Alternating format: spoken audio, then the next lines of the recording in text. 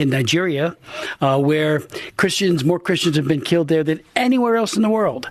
And you have a government in Nigeria that practices denial, a culture of denial. No, nothing to see here. They even hired DCI, a big firm here in D.C. The First Lady was here. She was here this week, and in fact, they wanted to come on the program to talk about religious freedom. And I said, I'm not going to give them. I'll meet with them. I'm happy to meet with anybody. Same here. But I'm not going to give them a platform to cover up what they're doing in Nigeria. And that's just what it is, a massive cover-up.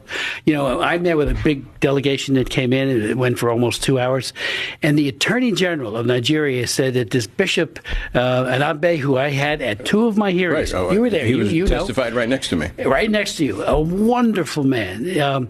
He said, oh, he's a liar. And I said, whoa, stop that, you know. And then they always do the thing, well, my wife's a Christian, or I'm a Christian, and my husband, you know, it's like, don't tell me that. What is happening as churches are being firebombed, people are being killed in cold blood, you know, abductions, which is very, very big there in Nigeria, of Christians especially, but others, but especially Christians. And there's this assault on faith that has gotten worse. Obama did nothing. You know, Boko Haram flourished under his 8 years in office, and now it was your persistent advocacy that actually eventually got them labeled as a terrorist organization. Yes. For 3 years we tried, Tony, and I had hearings on it. We had people give very, very compelling testimony as to what Boko Haram was doing, and finally, on the day we were marking up my bill to tell the administration you have to declare them a FTO, foreign terrorist organization, that day, that hour, basically, they said, oh, they're an FTO. Yeah. And it was like 3 years ago, we could have been working to find out where their sources of funding and weapons. Before they kidnapped many of the girls. That's right. The Chibok girls and many of the others were all. And that continues to this day. Let me ask you about that, Congressman Smith, because as you say that it's gotten worse. You've got these dictators and tyrants in different parts of the world. Now, look at small protests we can do now. Small electoral act protests we can do now. See, some people don't go organize talks. Look at them. Look at them. They're giving them orientation. See, you don't know where they're from. Look at the real people behind me. Now, look at the real people who are real. So you can see, you see how they are. Look at them very well. Just look at them very well. See how they are bad boys. People who just left now. Look at. Can you see my back? Okay, look at them.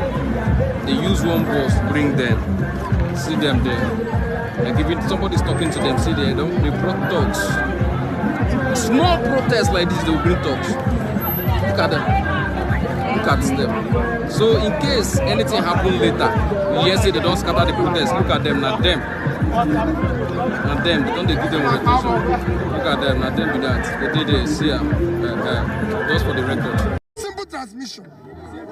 It's not a difficult thing. Allow the elections to go through the normal process. Whoever wins will accept. So why are you bringing us of confusion?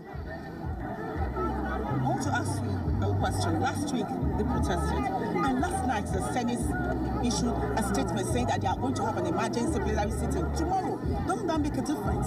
That's what we are trying to make sure they make that difference. So are you coming here tomorrow to protest as well? No.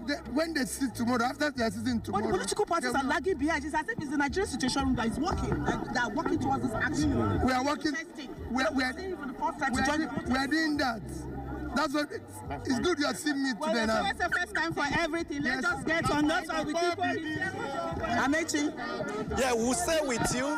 Let's continue to have a sight and sound of the protest at the